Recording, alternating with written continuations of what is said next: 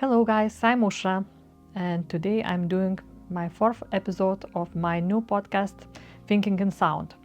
And I wanted to go back to our friends Rien's Schalkwijk's thoughts and question after one of my first episodes. He wrote, I compose as well, often quite accessible pieces. I mainly let myself be guided by feeling with just a bit of knowledge. If it sounds right to me, it's okay, even if it doesn't meet all technical, stylistic, or principled compositional rules. But when you know so well how things are supposed to be, could that also inhibit creativity? I'd be very curious to hear your thoughts on this. Well,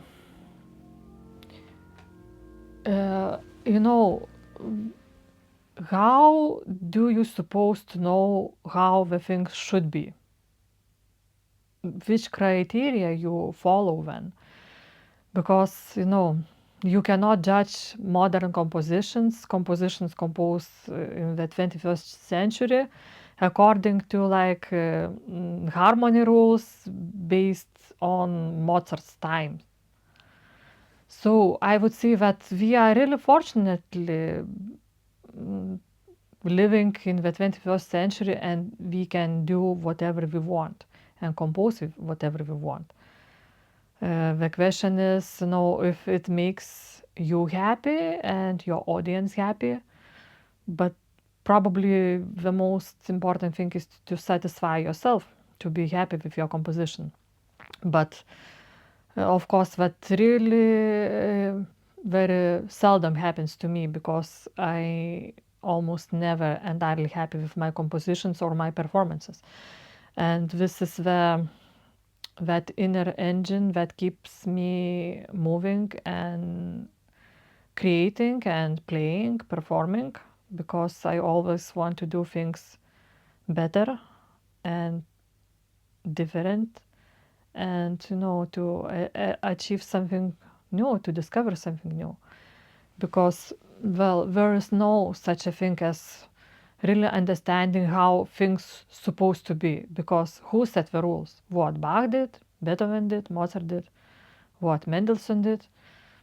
Each of these great masters had their own style, but of course they're following rules that applied during their period of living.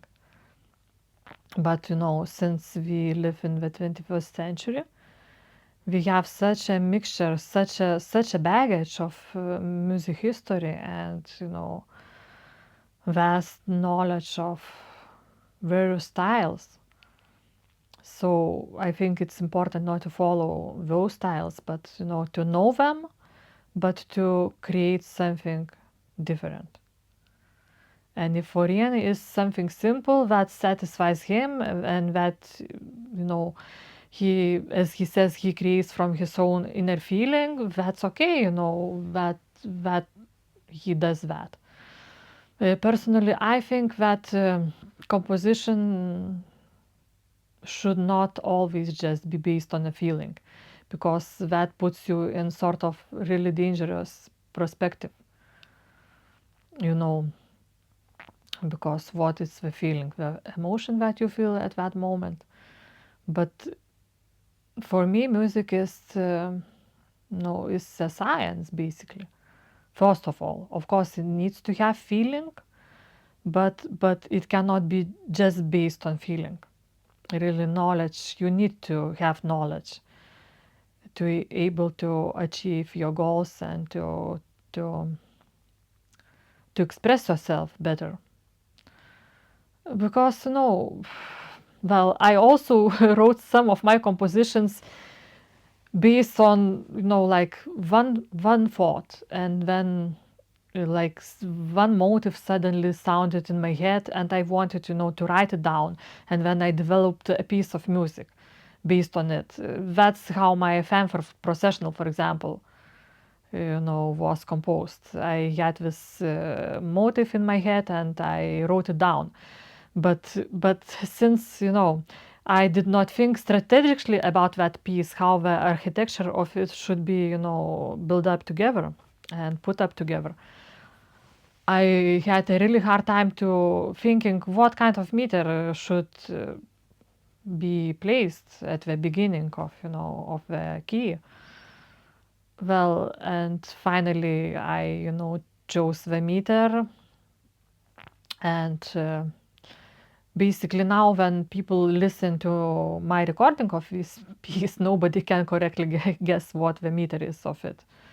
And I don't know if it's good or is it bad. In some kind of, sense, it makes it sound really original. Wow, nobody can guess, But maybe it shouldn't be like that. Maybe it should be more accessible to everybody and more understandable. So I would like probably, to think about composition more pragmatic way, as sometimes Vidas does. He told me once, oh, just think that you are basically creating dictation for your students, for the solfege lesson. So just select, the key, meter, do it 8 measures long, and let's compose it. Well, and I'm thinking maybe he is right. That way you can control everything much better. I don't know how much feeling of will be left in your composition after doing, things in such a mathematical way, but it's also a way to compose. And thinking about Middle Ages, music wasn't, considering the art as we now know it, as, performing art, for example. It was taught at the university with, like, as a science subject. And if you think about it, it really is a science. Think about all those treatises written just about intervals, when what works and what does not work. And sound itself is already, the matter, the question of physics. It's a subject of physics. So we cannot deny that scientific side of music.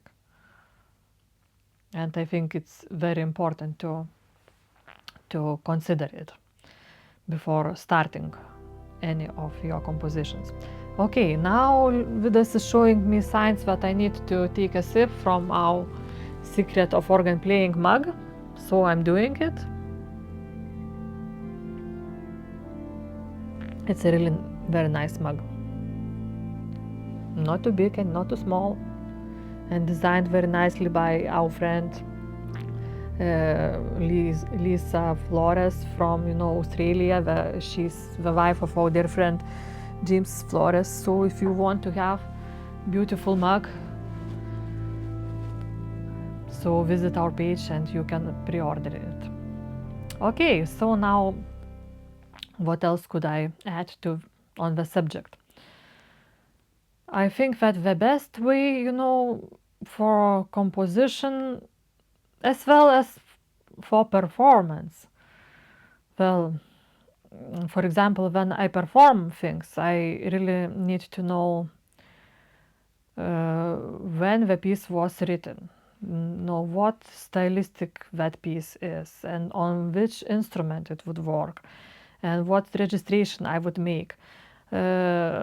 But when I already mastered the score well, I know music really well, I can let myself be guided by feeling, because I have already good articulation and everything else under my fingers. The same, I think, with composition. Sort of you need to find the right proportions. You cannot base your compositions only as a music theory and be guided by rules all the time, strictly by rules all the time, but you also cannot be just guided by your feeling, because it puts you also in danger, making your music sound maybe, a little bit sentimental and shallow sometimes. So I think you need to find a balance between, science and between the feeling. And if you will be able to achieve it, I think you will compose masterpieces. So I wish that for myself, and I wish that for all my listeners. Just think about it and try to find a balance. Thank you guys for listening, and I will see you on my next episode. And please send more of your questions. That way I won't have to talk just about myself all the time. Thank you, and bye bye.